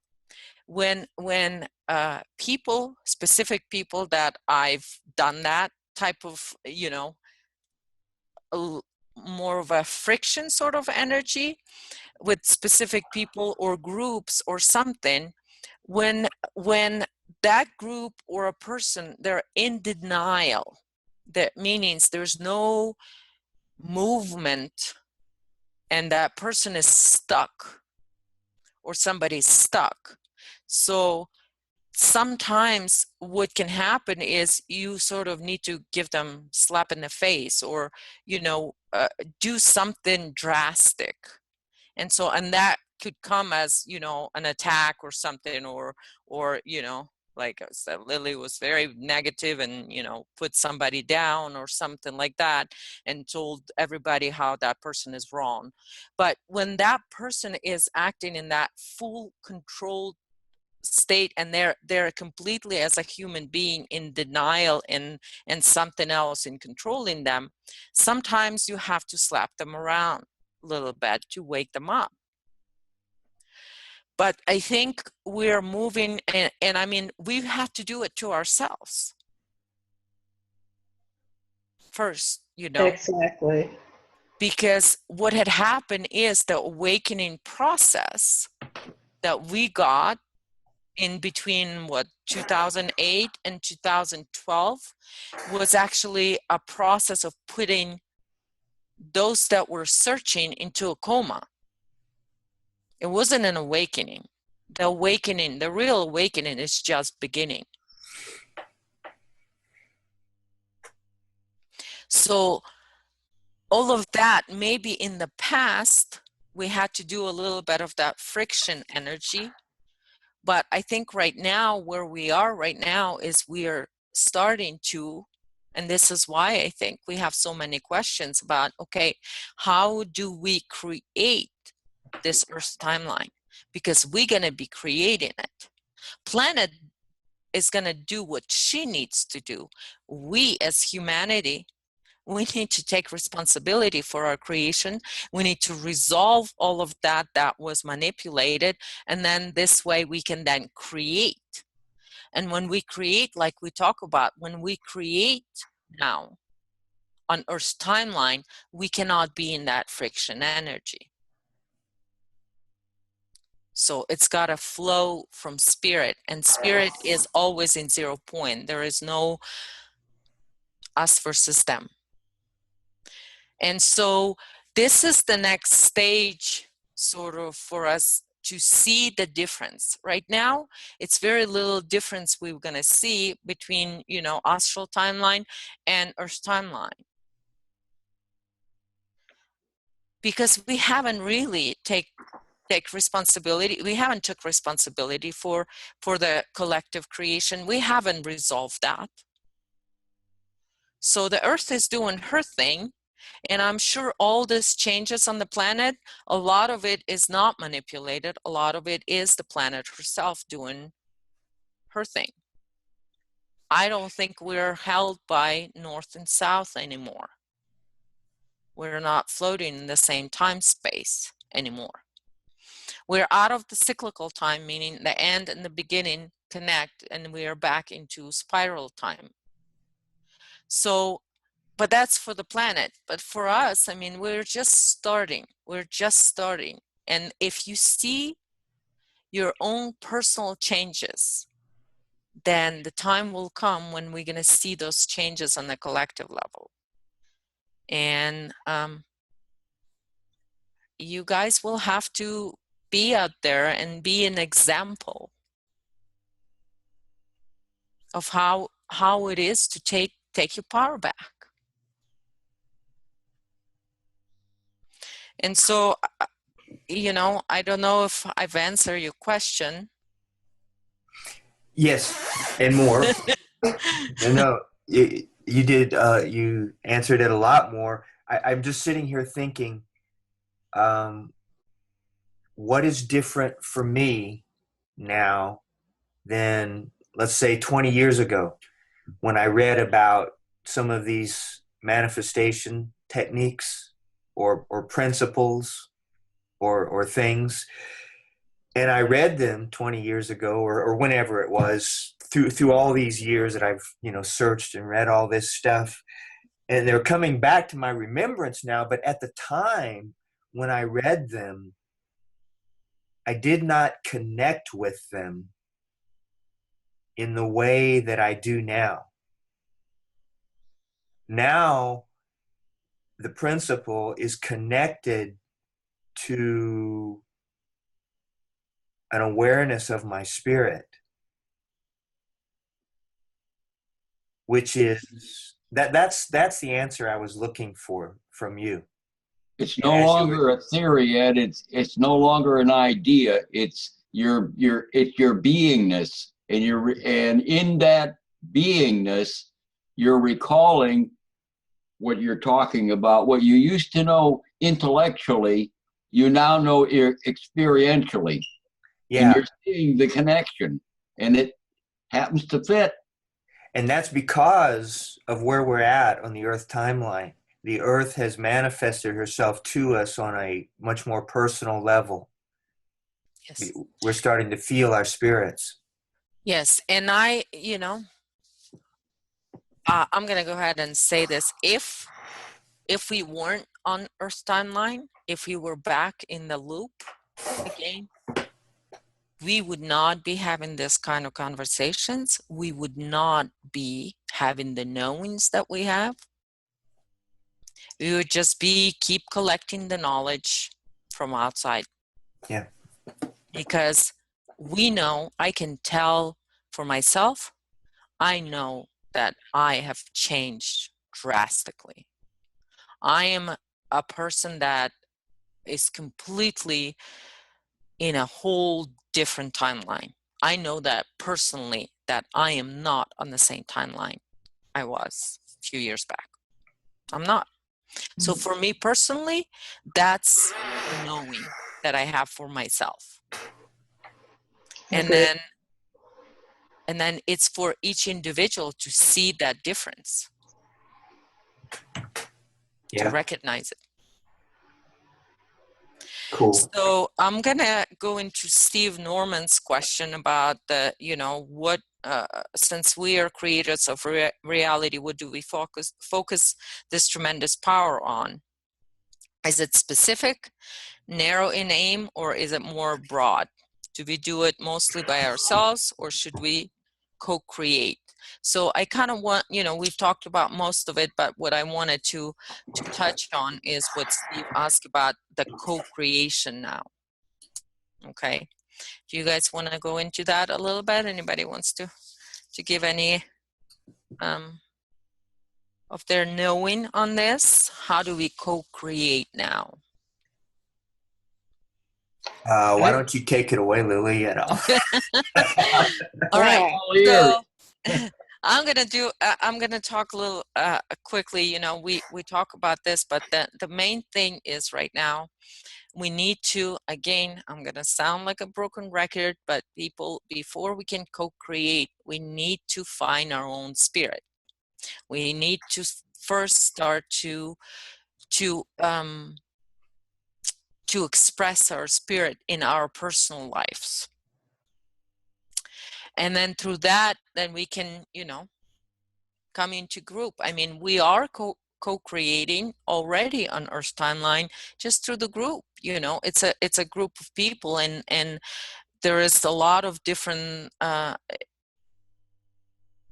sort of different people, but there's a lot of common sort of interests. So we're gonna find ourselves, how do we co-create? It's gonna be in group people, because we are, as human beings, we are, you know, we're a big collective. There's a lot of us.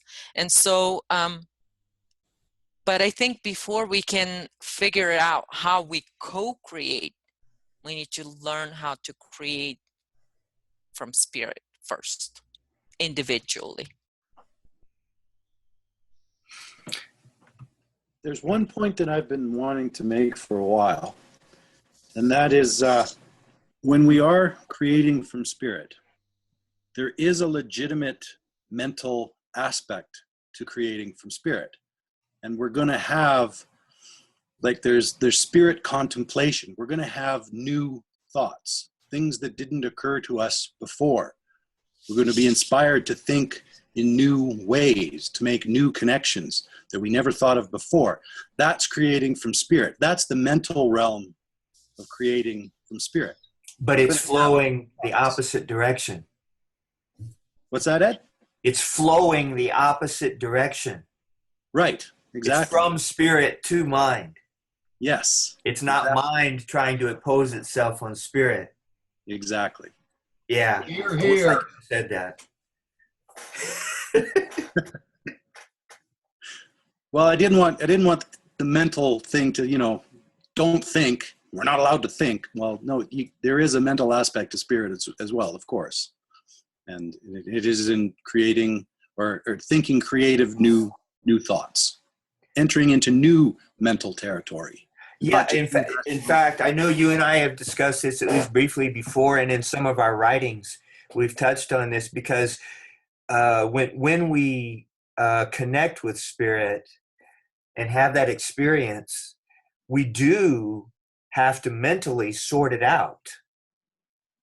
The impressions that are coming to us, our minds have to make sense of them in a way.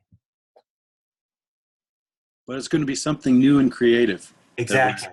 That's going to come up if it's coming from spirit.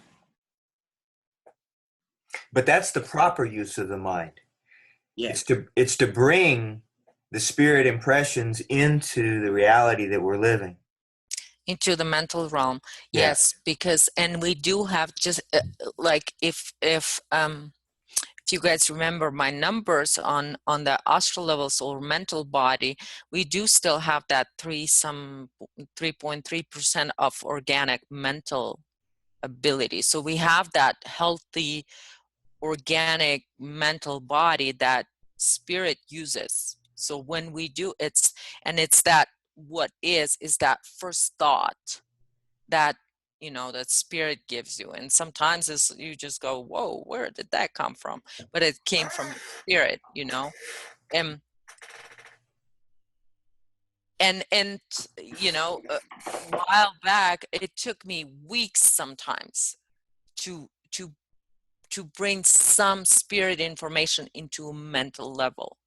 It used to take a long time because I didn't trust it on the beginning. So that trust, the self-trust and trust in your spirit is very important too, to give you the progress in this, and try to express in the spirit, you know. And like I say, some people sometimes say, you know, how do I trust it? Because, you know, how do I trust my spirit, and why should I? Well, we don't have any other choice.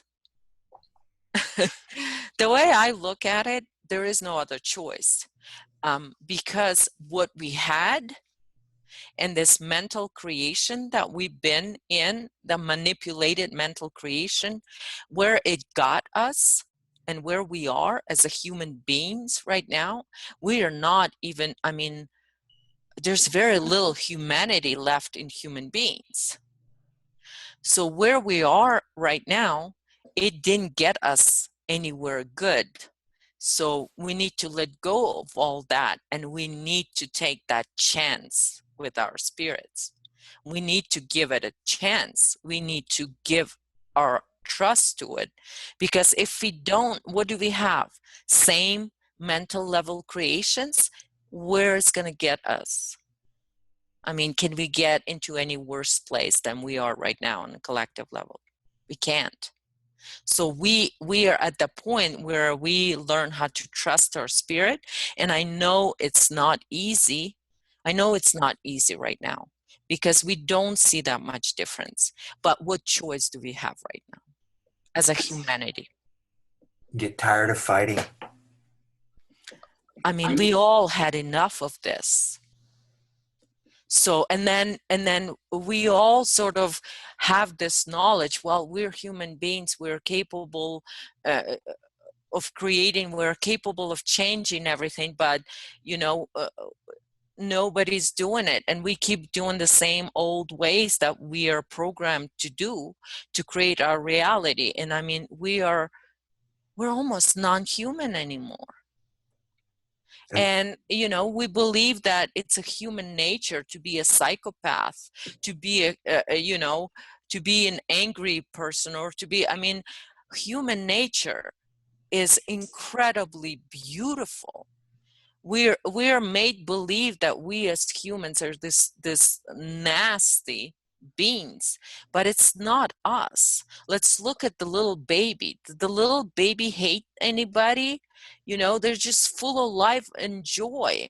That's human nature. We're just full of love. That's our human nature. So if we just, you know, I know so many people are so tired of what the Matrix created, but yet they don't want to let it go. They still want to, you know, create same Matrix, but just in through same action and reaction, but create something different. That's insane. Beautifully put, Lily.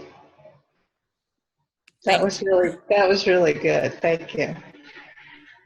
We live in a world where almost everybody wants change, yet hardly anybody is willing to be the change. I mean, that's the cliche, but that's what it comes down to is, you know, I want change as long as you don't ask me to change anything in my life.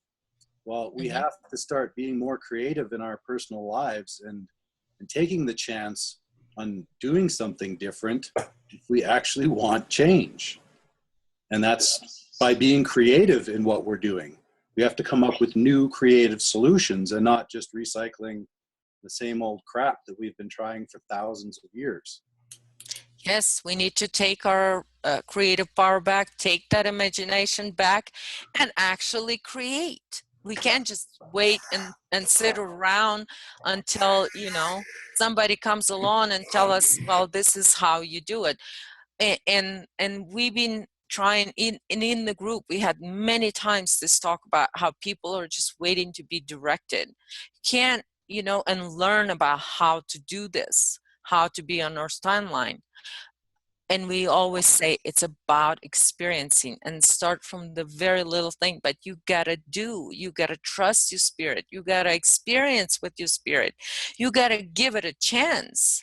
You got to accept it as real. Exactly. Yeah. Exactly. And how many times we still have people hanging on to all these belief systems because they promise something. They promise change from outside. Right. Nobody can change you from outside.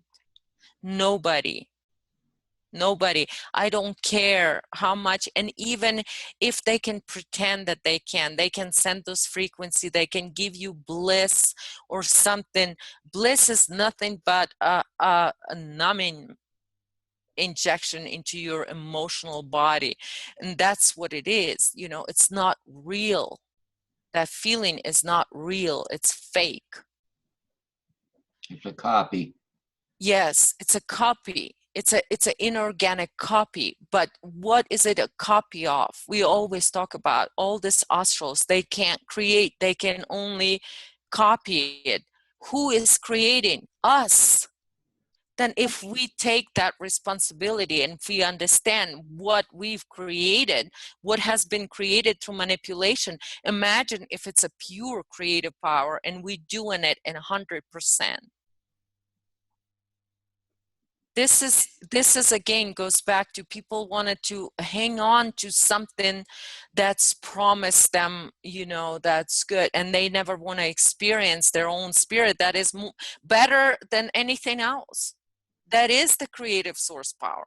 And people will talk, oh yeah, I'm source connected person, but you know, I'm going to wait for this wave to come and change me. Or you're not. It's just words. It's just words that don't have any real meaning behind them. And how do we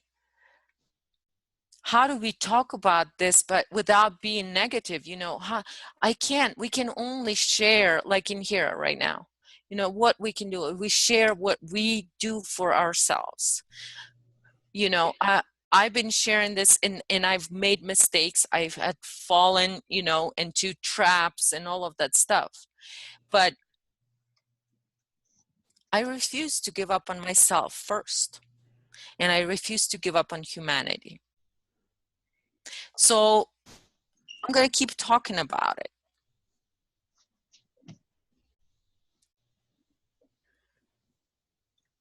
Because to me, and a lot of times, and we've seen this a lot with those people that try to make a difference for humanity, they fall into traps.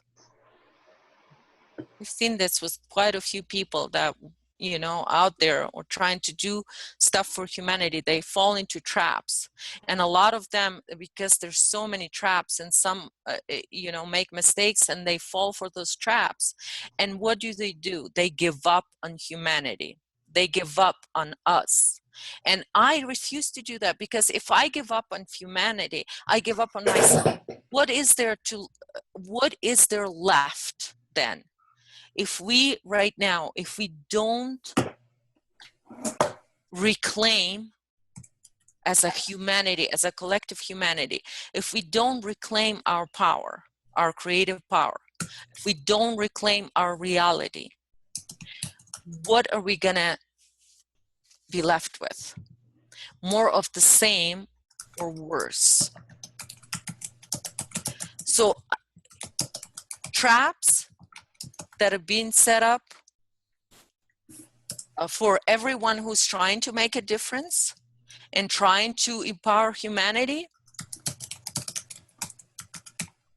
that all these traps, and even if I fall for them again,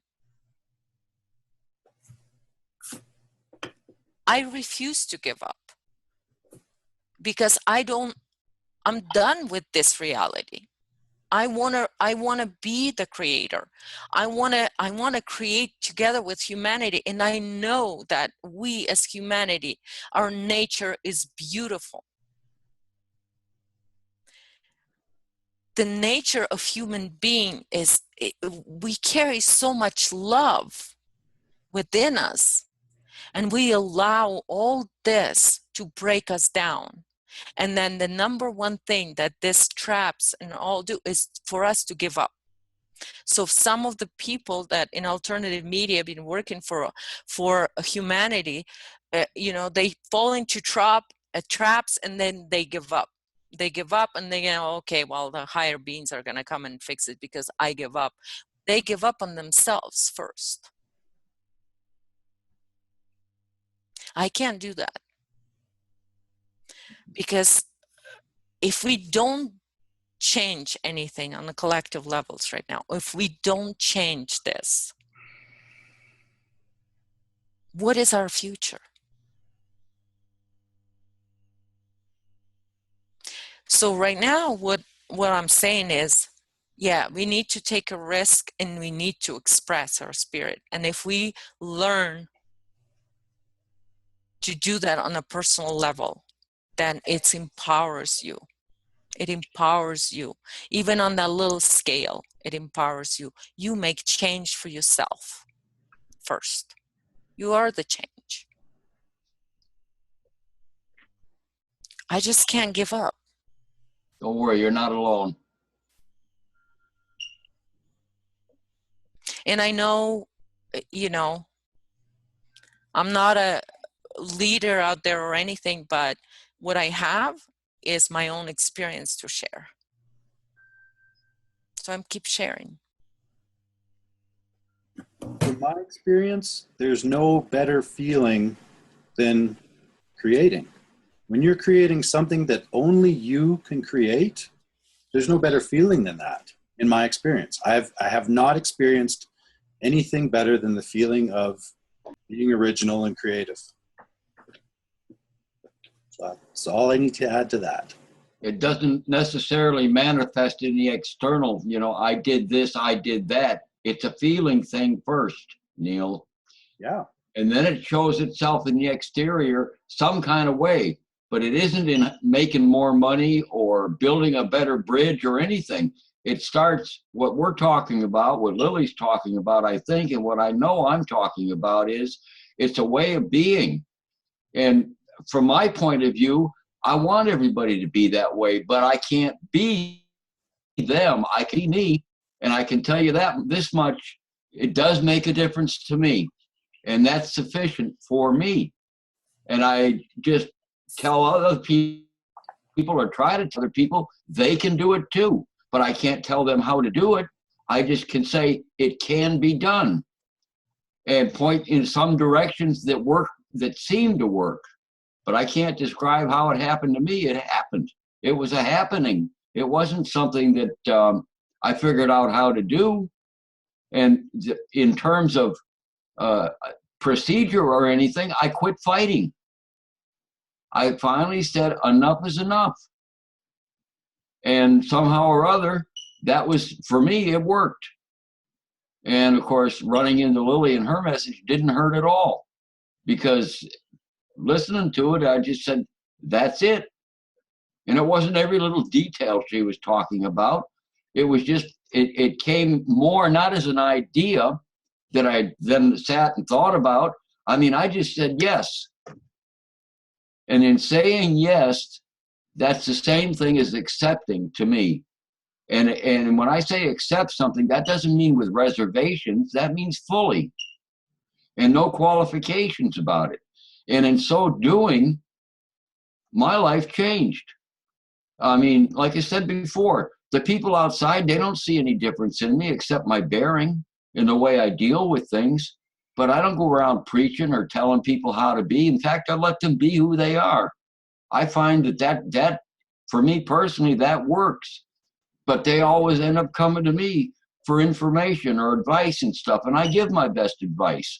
Whatever shows up, I respond to. But I don't respond, you know, if you do this, you'll get that. I just say, look at it, figure it out. This is what's happening as I see what you presented to me. This, you know, that's just interpersonal relationship stuff. But, you know, interestingly, a guy made a comment to me just the other day. He said it was in response to something that I did actually. And he said, long time to do the right thing. And that just hit me. I said, I was just so pleased to hear somebody else say something like that to me, because I'm the one that's always saying those kinds of things to people. And it came out of darn near left field. Okay, there I go. I quit.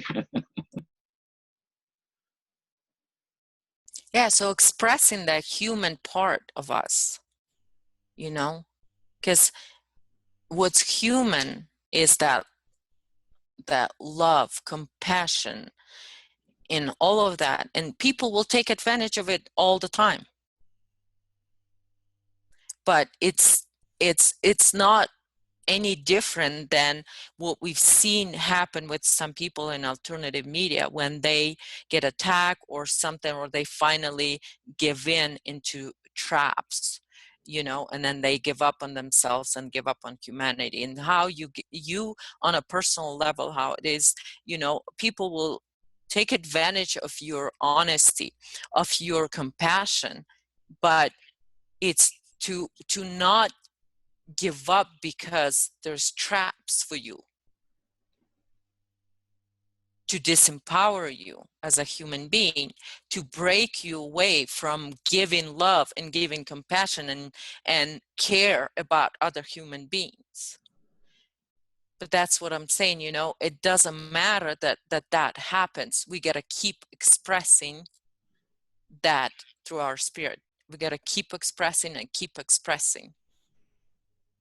Well, like Betsy said, Lily, the more you do it, the easier it is. And then you find that is you. The more you do it, the stronger it gets, the more firm in it. It's not a question anymore. It just is. And you're not beset by the mental gymnastics that Ed referred to. Yeah, and I know that it is even easier to be a human being with just, you know, your friends or somebody who is totally unawake. What we might have in our group is a lot of people with this, you know, new age and all of that stuff and ascension and all of that. You know, there's so many belief systems attached to those people, and they're the hardest ones to be just honest human being with them, because they have so many limitations and how things supposed to be, and they have this strong belief that all of this that they believe in was not set up to destroy humanity, but it was set up to save humanity. Right. Well, that's just the alternative timeline, to coin a phrase that's used all over the place. That's the game plan of the astrals, for crying out loud. We know that. Yes, but this is the most people we're gonna be like online and interacting with, is those people that have this heavy belief systems. Agreed. Absolutely agree. That are gonna be self-destructing to a human being. Yeah. Because this agenda, this astral agenda, it was always to turn us into a transhuman, into just walking, talking bodies for them. Agreed. I see that too. We've discussed this before.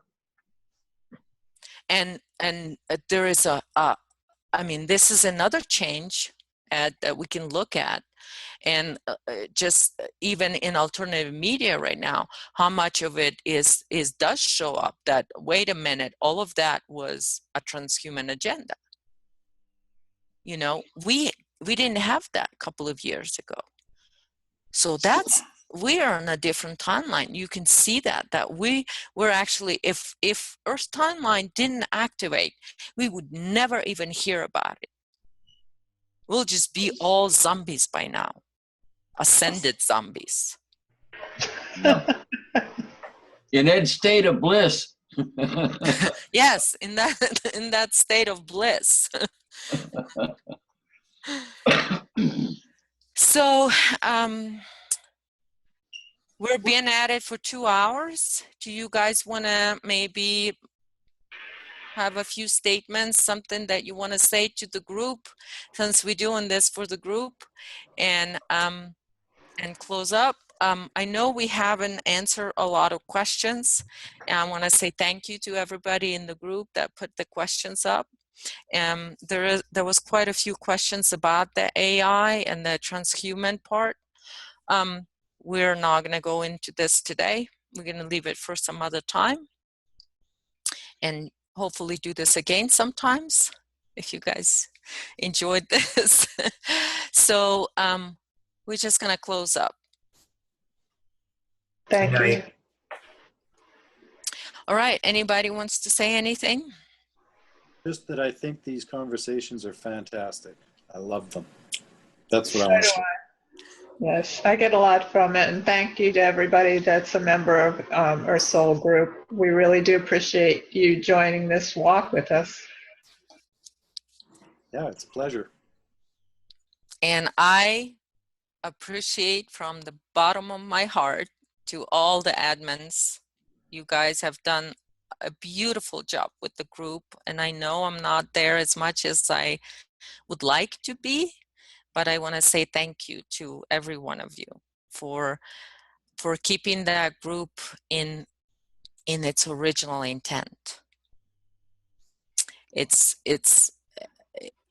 it means a world to me. So thank you. You're Thank very you, Lily. So, and